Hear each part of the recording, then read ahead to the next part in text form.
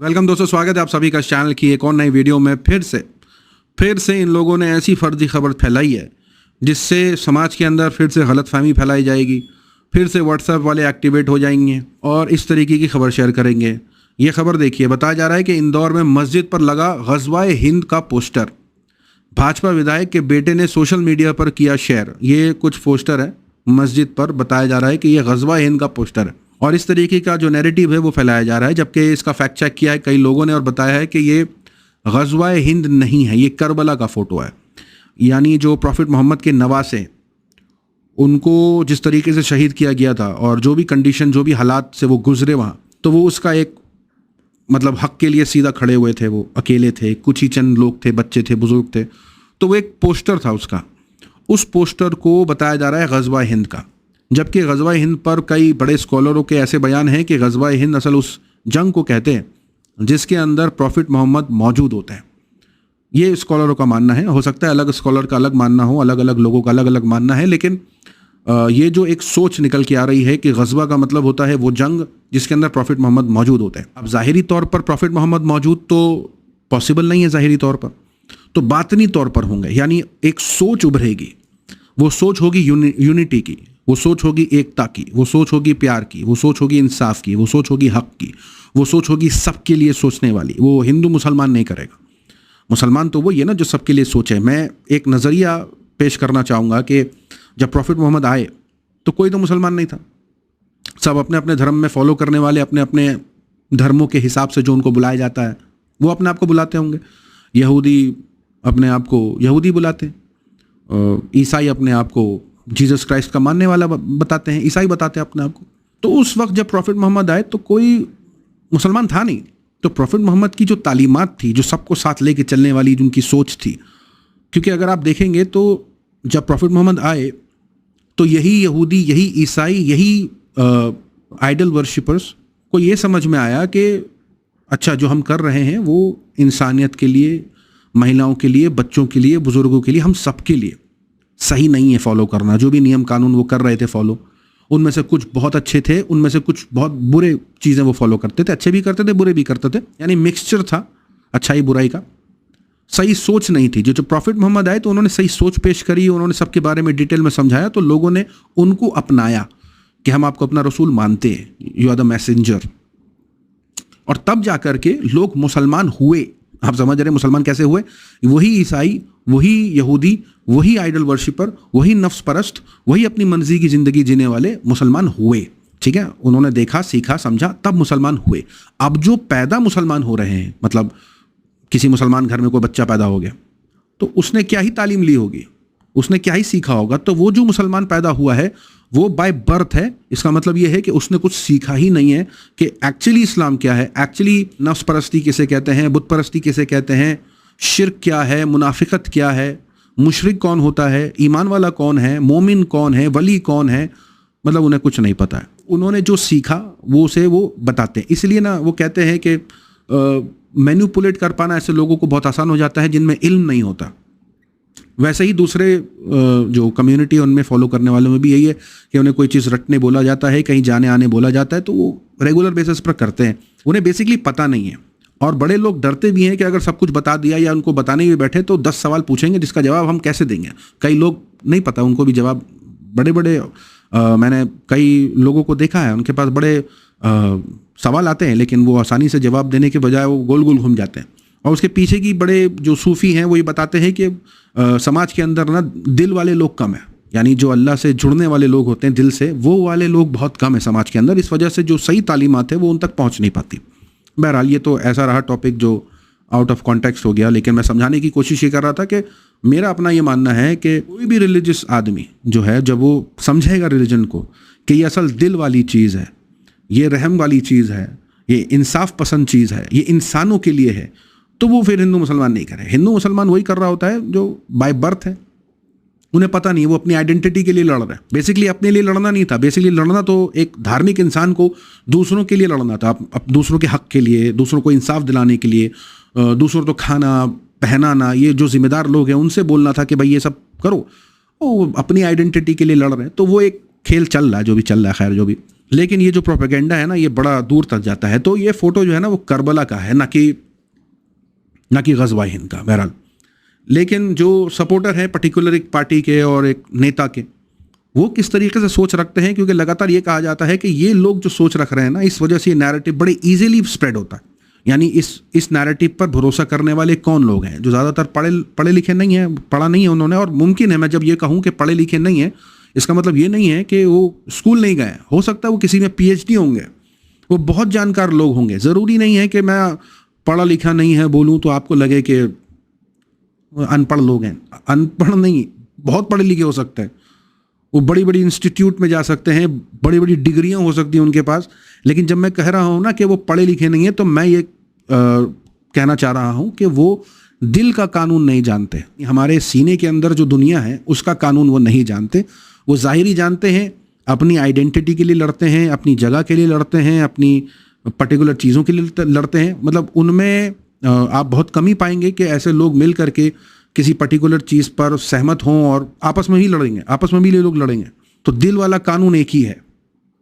अलग अलग दुनिया में जो रिलीजन है ना, वो इस वजह से कि कहीं कोई मैसेंजर आया किसी इलाके में तो वो उस तरीके के कल्चर को फॉलो करने लगे वहाँ के लोग। कहीं और आया तो कहीं और ज़बान चल रही है तो वो दूसरी ज़बान में बात हो रही है। ज़बान का, कल्चर का, मौसम का, खान पान का, पहनावे का, ये कल्चरल डिफरेंसेस है। इसको लोग रिलीजन का डिफरेंस समझता है। और एक ही रिलीजन है, वो दिल का रिलीजन होता है, वो सबका एक ही होता है। When it comes to justice, that there is only one law, और कोई लॉ ही नहीं होता। बट अलग अलग कल्चर के मानने वालों को लगने लगा है कि धर्म अलग है। बहरहाल, तो ये जो कल्चरल लड़ाई है जिसमें सारी बहसा बहसी चल रही, इसके अंदर जो ये प्रोपेगेंडा फैलाते हैं ना, उनकी बात हम कर रहे हैं कि किस तरीके का ये प्रोपेगेंडा होता। और आज रिएक्ट करेंगे उस वीडियो पर जिसके अंदर कई लोग अपने आप को जब कट्टर बोलते हैं, उनकी सोच क्या है और वो क्या कहते हैं, आइए सुनते हैं। नेता पढ़ा लिखा नहीं होना चाहिए? कोई मतलब नहीं। अगर अनपढ़ नेता है तो बढ़िया डिसीजन ले लेता है वो। हाँ? अच्छा, मोदी जी हैं, मोदी जी अनपढ़ मानते हैं? और मोदी जी कक्षा 4 पास हैं, वो अच्छा डिसीजन लेते हैं। 370 तुम्हारा हटा दिए 2 मिनट के अंदर। सुप्रीम कोर्ट पे कब्जा करके राम जन्मभूमि का निर्माण हो गया 2 मिनट भाई के क्या अंदर। बोल रही है? और अगर वो पढ़े लिखे होते तो इतना बढ़िया कैप्चर न कर पाते। संविधान की बात करते हैं। और वो जो है संविधान भी पलट देंगे। अगर ज्यादा पढ़ा लिखा होते जी, संविधान भी पलट देंगे। संविधान न बदल पाते। कम पढ़े लिखे हैं और संविधान भी पन्ना पलट पलट के। लो भैया, ज़्यादा पढ़े लिखे होते तो कुछ नहीं कर पाते, कम पढ़े लिखे हैं इसलिए इतना कुछ कर पा रहे हैं। तो बहरहाल, वो उनका अपना नज़रिया है कि पढ़े लिखे लोगों पे दबाव रहता है और कम पढ़े लिखे हैं तो वो एकदम खुल करके जो मर्जी आ रहा है कर रहे हैं। वो किस पॉइंट ऑफ व्यू से ये बात बोली गई है, तंज में है, सीरियस है, वो मुझे भी नहीं पता है। लेकिन भाई जो बोलना था इसे बोल गया ये। लेकिन ये ज़रूर है कि जैसे कि मैंने शुरू में ही बताया कि पढ़ाई लिखाई किस बेस पर ज़रूरी होनी चाहिए।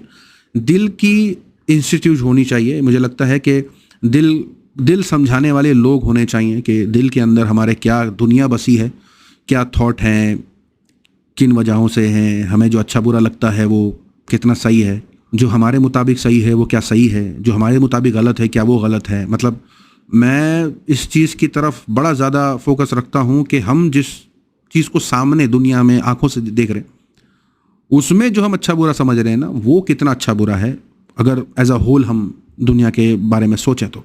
और धर्म हमको यही सिखाता है कि हम सब एक हैं।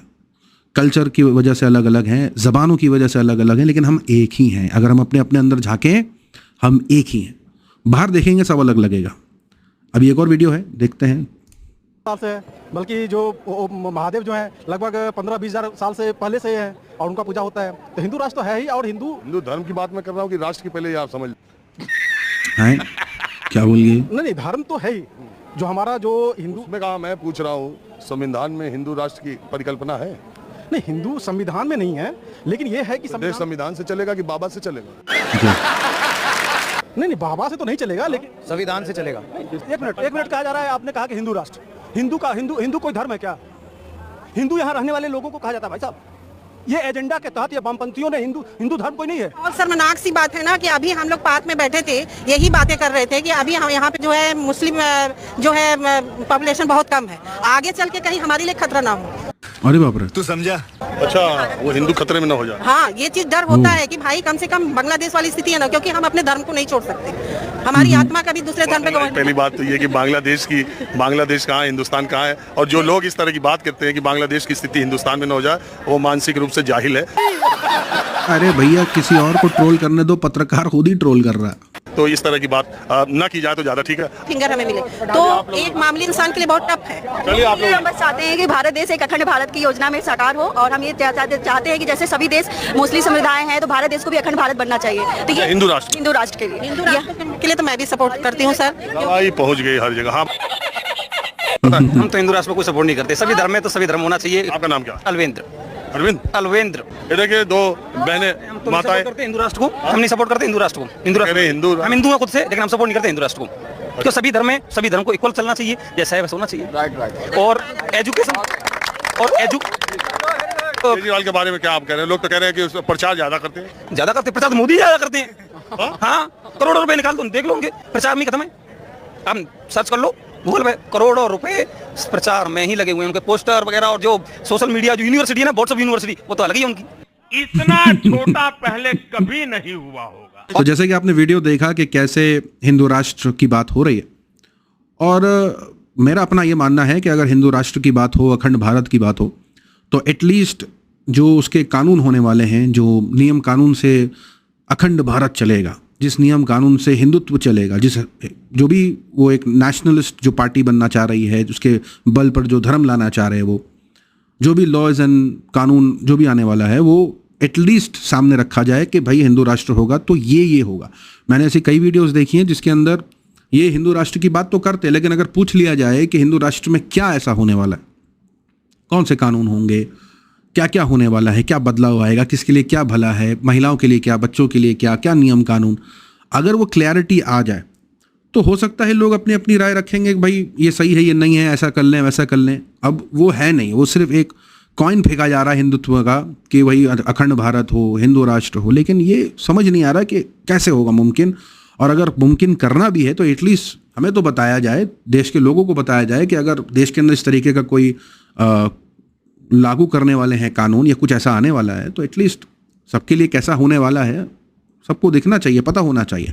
तब उस बेस पर भी इंसान अगर आलोचना करेगा कि सही है कि गलत है, जो भी, तो पता चलेगा कौन किस पक्ष के साथ खड़ा है। तो बहरहाल ये सारा कुछ तो चलता ही रहता है, लेकिन हाँ, ये ज़रूरी है कि इस तरीके के प्रोपेगेंडा जो कि फैलाए जाते हैं, मैंने आपको जो शुरुआत में बताया, ऐसे प्रोपेगेंडो को फिल करने के लिए आप सभी से गुजारिश है कि हमारी वीडियोस को शेयर किया करिए, व्हाट्सएप में शेयर किया करिए, फैक्ट चेक करते रहा करेंगे, और अपनी राय सुझाव कमेंट में ज़रूर बताएं। आपसे यही उम्मीद है कि चैनल को सब्सक्राइब करिए। बहुत बहुत शुक्रिया 2 लाख सब्सक्राइबर करवाने के लिए। ऐसे ही बढ़ते रहेंगे, ऐसे ही आपके साथ शेयर करते रहेंगे अपने पॉइंट ऑफ व्यूज़। मिलूंगा आप सभी से अगले वीडियो में, तब तक के लिए अपना ख्याल रखें।